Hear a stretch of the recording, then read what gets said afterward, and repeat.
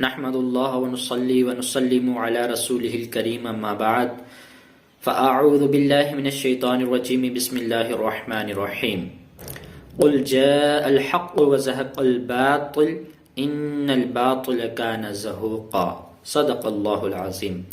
حضرات گرامی، میرے آپ حضرات کے سامنے آ کر کچھ بیان کرنے کا اصل مقصد یہ ہے کہ کچھ دنوں سے سوشل میڈیا پر میرے خلاف بالخصوص اور بالعموم جماعت اہل سنت والجماعت کے خلاف سوشل میڈیا پر ایک خاکسار چینل ہے، خاکسار ٹی وی چینل ہے، وہ ایک پروپیگنڈے کر رہا ہے، جھوٹ و فراڈ کی باتیں کر رہا ہے۔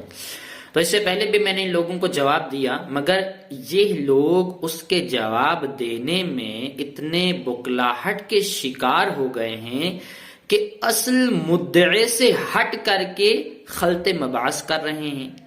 جو باتیں غیر مطلوب ہیں ان میں پڑ رہے ہیں، اور جو باتیں مطلوب ہیں، جو معاملے کو سلجھانے والی ہیں، ان کی طرف یہ لوگ آ ہی نہیں رہے ہیں، ڈر رہے ہیں۔ پہلی بات تو یہ ہے کہ سوشل میڈیا پر سب سے پہلے شروعات ان لوگوں کی طرف سے کی گئی ہے۔ سوشل میڈیا پر انتشار جو پھیلایا جا رہا ہے وہ انہی لوگوں کی طرف سے پھیلایا جا رہا ہے۔ میں آپ کو ان ویڈیو کا پس منظر بتاؤں تو آپ اس بات سے واقف ہو جائیں گے کہ اصل میں امت مسلمہ میں افتراق و انتشار کون پھیلا رہا ہے۔ پہلی بات یہ ہے کہ آج کے دور میں کسی بھی فرقے کی حقانیت کو جاننا کوئی مشکل نہیں ہے۔ قرآن و احادیث موجود، ہر فرقے کی کتبہائے فقہیہ و کتبہائے عقیدیہ موجود، وہ کتابیں جن میں ہر فرقے کے عقائد ہیں وہ کتابیں موجود ہیں۔ آپ ان کتابوں کا رخ کر کے، ان کو پڑھ کر کے فرقے کی حقانیت کو جان سکتے ہیں، پہچان سکتے ہیں۔ مگر سوشل میڈیا پر ان کی طرف سے جو پروپیگنڈا کیا جا رہا ہے اس کا آپ جواب سماعت کریں۔ پہلی بات یہ ہے کہ آپ دیکھیں کہ یہ معاملہ شروع کیسے ہوا۔ سرزمین منکوٹ جامع مسجد منکوٹ میں ہم نے جمعے کے دن ایک بیان دیا جو ہر جمعے میں ہم دیتے رہتے ہیں۔ تقریباً جب سے ہم پڑھ کے آئے جمعے کو لوگ ہمیں کہتے ہیں کہ آپ بیان کیجئے، اور ہم اپنی مرضی سے، موقع کے لحاظ سے، امت کی ضرورت سے خطاب کرتے ہیں۔ یہاں کے لوگ جانتے ہیں ہم اعمال قبیحہ، اعمال بد کے خلاف بھی بیان ریکارڈ کرتے ہیں، اور جہاں لوگوں کو فتنوں سے بچانے کی بات آتی ہے وہاں پر بھی بیان دیتے ہیں۔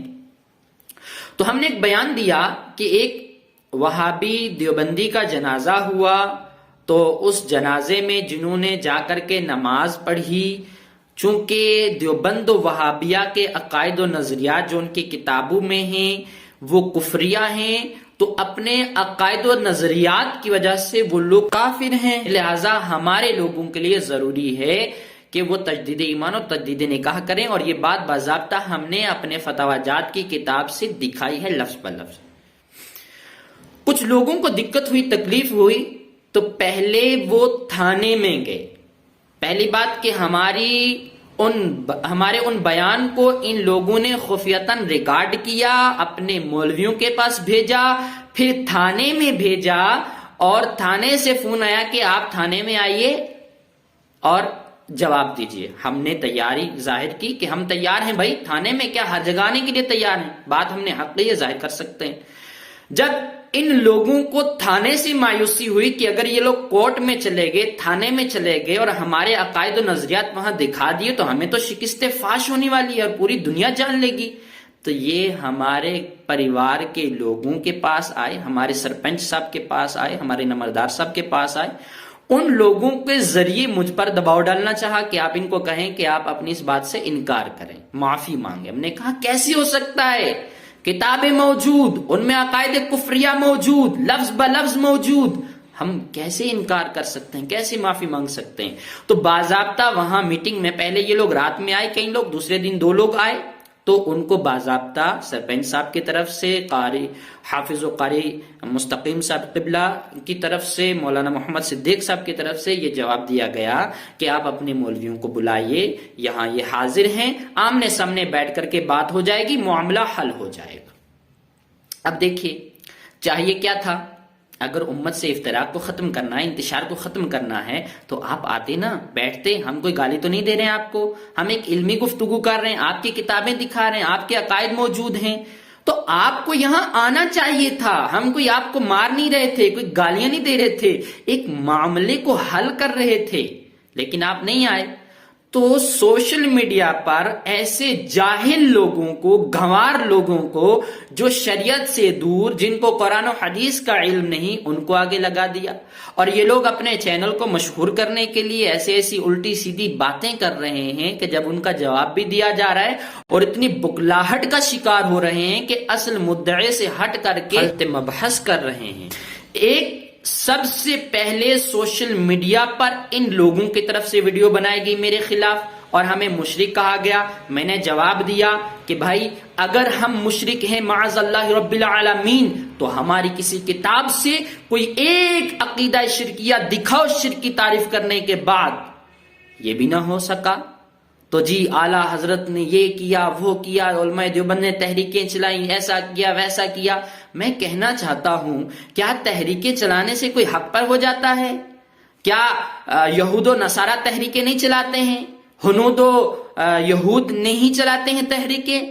وہ اپنے عقائد و نظریات کی وجہ سے کافر ہیں. ہم آپ کو تحریکیں نہیں، وہ تو دنیا جانتی ہے کہ دیوبند و وہابیہ نے امت مسلمہ میں کیسا افتراق اور انتشار پھیلایا ہے.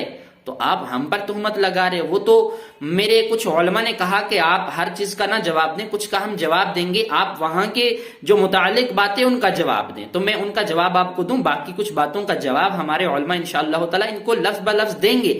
یہ نہ سمجھیں کہ نعمان اکیلا ہے. نعمان اہل سنت والجماعت کی ترجمانی کر رہا ہے اور پوری جماعت اہل سنت نعمان کے ساتھ کھڑی ہے. یہ لوگ میرا نام لے کر کے نعمان مشرک کا ہم رد کریں گے.